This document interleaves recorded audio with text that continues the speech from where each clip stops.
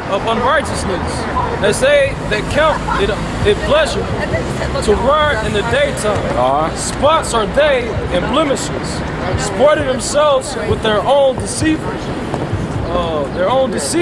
while they feast with you, having eyes of adultery, and cannot cease from sin. Beguiling unstable souls, and a heart they have exercised with covetousness, practice. Cursed children. That's it on that. Go to Romans 16:18. All right. Peter said they cease from, they can't cease from sinning, so they some straight up sinners. All right. They covetous.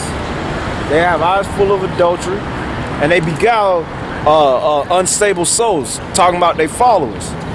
All right. That's why the elders call the people that follow Sataniel 11 and his group, he call them zombies, man. The same way ISUPK, they're a bunch of mindless zombies. Read this. Romans chapter 16, verse 8. 18, excuse me. Chapter 16, verse 18. Romans chapter 16, verse 18. For they that are such serve not the Lord Yahushua, but their own bellies, and by good works and their fair speeches deceive hearts of the simple. Of the simple, they deceive them. Go to James 1 and 8. Okay? With their fair speeches and good words, they deceive the people. So they're going to come with a kindly, friendlier doctrine. They ain't going to be pronouncing judgment on America. Alright? They ain't going to be pronouncing judgment on their own people. The women of Israel. You know, getting on the black woman, the Latino woman, Native American woman, being demons. Alright? Or on the gremlin ass niggas. They don't get on them. They talking about love the 2/3, love. Oh, don't get on Esau, so-called white man. Don't get on these heathens that oppressed us and put us in bondage. All right, all Israel. They want to bring all Israel together. We need to unite. That's all fair speeches, man. Read this, James, and it's to beguile you simple ass niggas. James chapter 1, verse 8. A double-minded man is unstable in all his ways. Yeah, so they get you unstable souls, man. Colossians 2 and 4.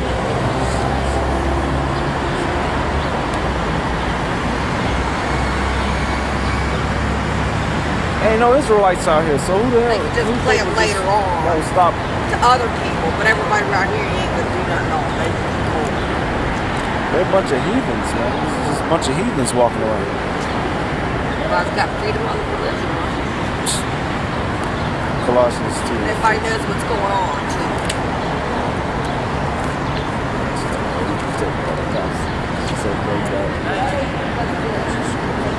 Colossians chapter 2, verse 4.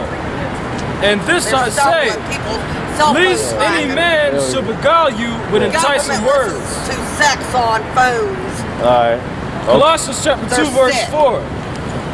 And this I say, lest any man should beguile you with enticing words. Yeah, at least any man shall beguile you, trick you with enticing words. Out to verse 18 through 23 of that chapter. Colossians 2 and 18 through 23. Colossians chapter 2, verse 18. Verse 18. Let no man beguile you of your reward and your voluntary humility and worshiping of angels. Yep. Introducing unto those things which he hath not seen, vainly puffed up by his fleshly mind. Yeah, they being puffed up through their carnal mind. Oh, I see this. All this stuff. You read it. Nobody ain't paying this crazy woman no attention. And not holding the head, which all the body by joints and bands have nourishment, ministered and kindled together, knit together, increaseth with the increase of the Most High. That's right, because they don't hold to the head. The head of the body is the Lord. Okay, and that's how the whole body is together. If you don't hold on to the head, then the whole body gonna fall apart. All right, because the brain or the head controls the whole body.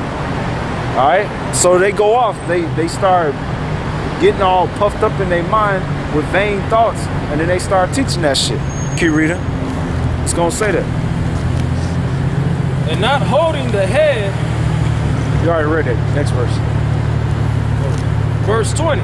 Wherefore if ye be dead with Yahushua from the rudiments of the world, why as though living in the world are you subject to ordinance? Yeah. Touch not, taste not, handle not. Yeah, that's don't deal with the white woman, brother.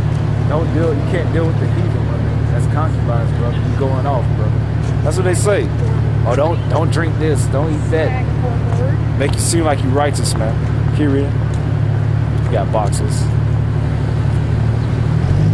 Which all are to persecute, which are to perish with the using. Yeah. After the commandments and doctrine of men. Which things have indeed a show of wisdom in all worship and humility, and neglecting of the body, not in honor to the satisfying of the flesh. Yeah. So it appears righteous. That's what it is. Like that's how these church people act. That holier than thou spirit, because they don't eat this or they don't touch that. Okay. Following the commandments of their pork chop eating pastor, all these false prophets, man. With the commandments of men. Alright? God, man, that woman's fucking, she got on my nerves. Go to 2 Corinthians chapter 11, verse 1 through 4. Alright? 2 Corinthians chapter 11, verse 1.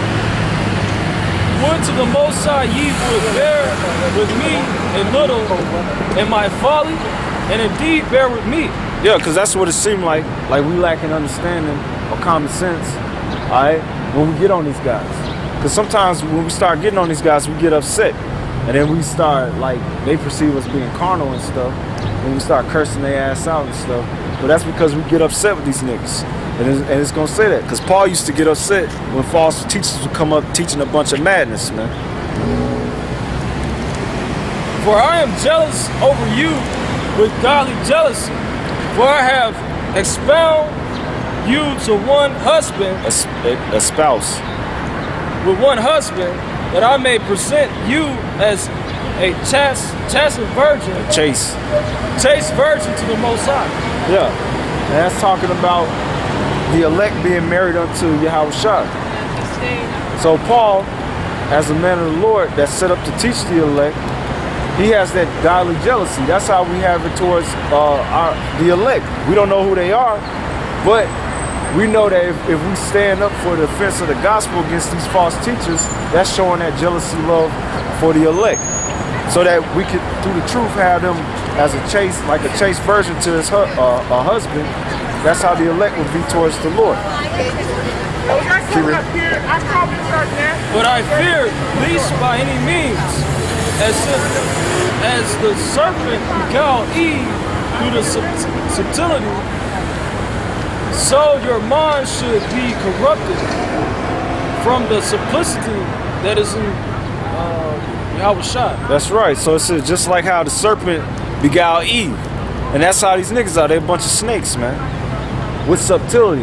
It's not something blatant. Sometimes they don't come out blatantly to get you. It's subtle. Like we said, they might hit you up with certain precepts up to a point where it get crucial. It's a key precept, and then they won't bring that one out. They will go around that one. Shakia did that when down there in Texas. When they confronted him about the name, all right, he did all this hour-long tap dancing, all right, and pirouetting around the whole question, besides going directly to it. But he was trying to be subtle with it. Okay, subtle, under the radar. Keep reading.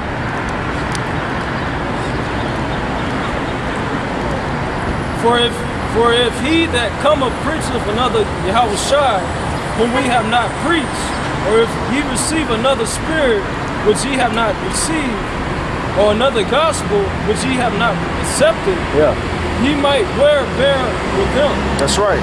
Go to Galatians chapter 1, verse 6 through 10. So Paul is saying, man, if you're going to listen to these false prophets and stuff, that's only set up to beguile.